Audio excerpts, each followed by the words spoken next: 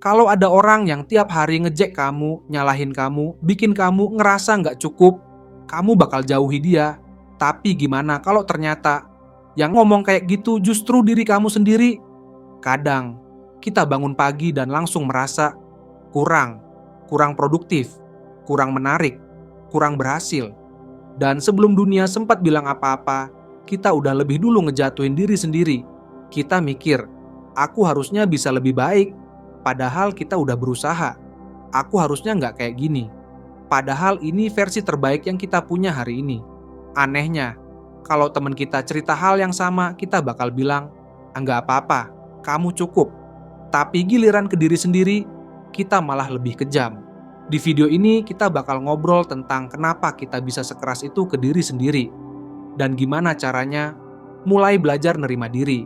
Bukan karena semuanya sempurna, tapi karena kita manusia.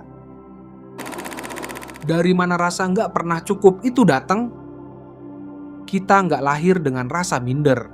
Waktu kecil, kita nggak mikirin penampilan, pencapaian, atau pendapat orang. Kita cuma jadi diri sendiri.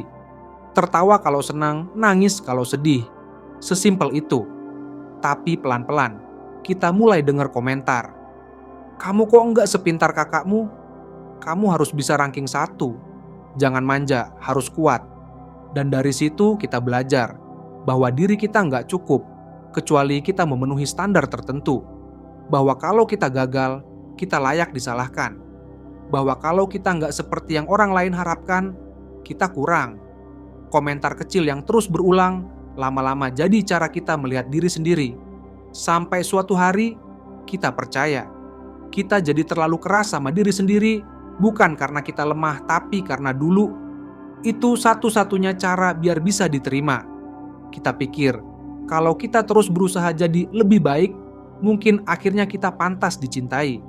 Padahal, satu hal yang nggak pernah kita tahu waktu itu, diri kita yang asli juga layak dihargai, bahkan dari dulu. Jadi kalau sekarang kamu sering ngerasa kurang, itu bukan salahmu. Itu cerita panjang yang belum selesai. Dan di sini, kita mulai buka halamannya satu-satu.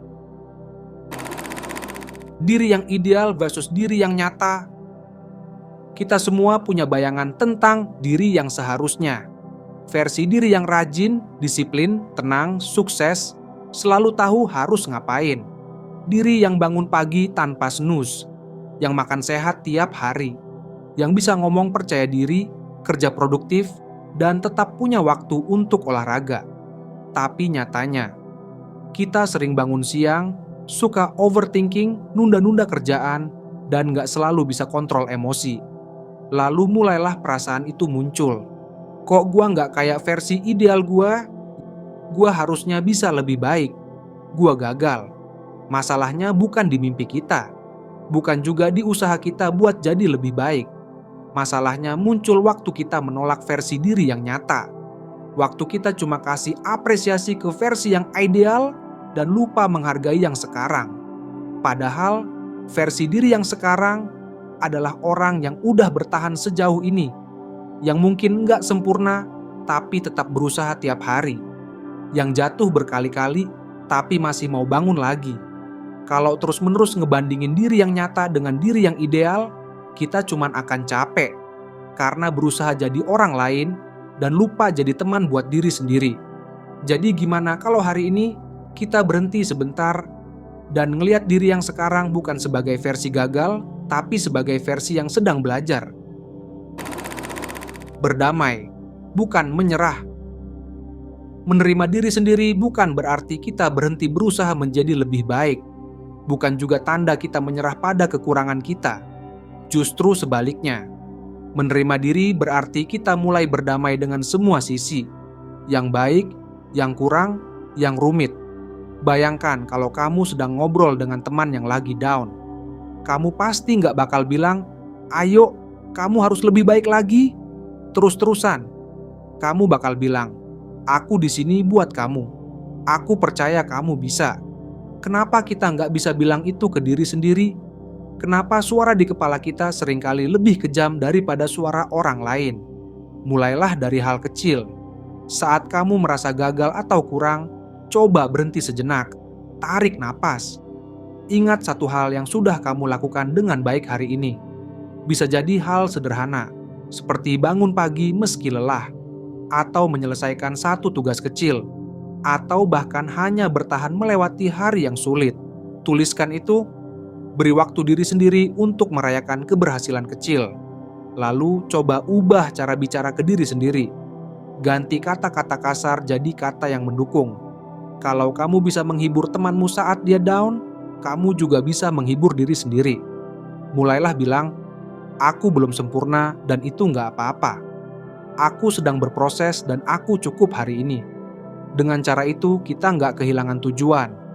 Kita malah bikin ruang untuk tumbuh yang lebih sehat dan hangat. Kamu versi yang sedang belajar. Belajar menerima diri sendiri itu bukan perjalanan yang singkat, tapi setiap langkah kecil yang kamu ambil, itu sudah kemajuan besar. Kalau kamu bisa mencintai orang lain apa adanya, kenapa nggak mulai mencintai diri sendiri juga? Kamu bukan versi gagal. Kamu adalah versi yang sedang belajar. Belajar untuk sabar, belajar untuk menerima, dan belajar untuk memberi ruang buat diri sendiri tumbuh tanpa harus keras-keras. Ingat, kamu nggak harus sempurna untuk layak dicintai. Kamu layak dicintai karena kamu adalah kamu. Jadi mulai hari ini, coba beri satu pelukan hangat untuk diri sendiri. Peluk imajiner, tapi penuh arti. Kamu sudah cukup. Kamu sedang di jalan yang benar. Kalau kamu merasa terbantu dengan video ini, jangan lupa klik like, share juga ke teman-teman yang mungkin sedang berjuang menerima diri sendiri. Dan paling penting, tulis di kolom komentar, apa satu hal yang kamu hargai dari diri kamu hari ini? Aku ingin tahu, dan kita bisa saling dukung di sini. Jangan lupa subscribe supaya kamu enggak ketinggalan konten-konten inspiratif berikutnya dari Tumbuhin Diri. Sampai ketemu di video selanjutnya.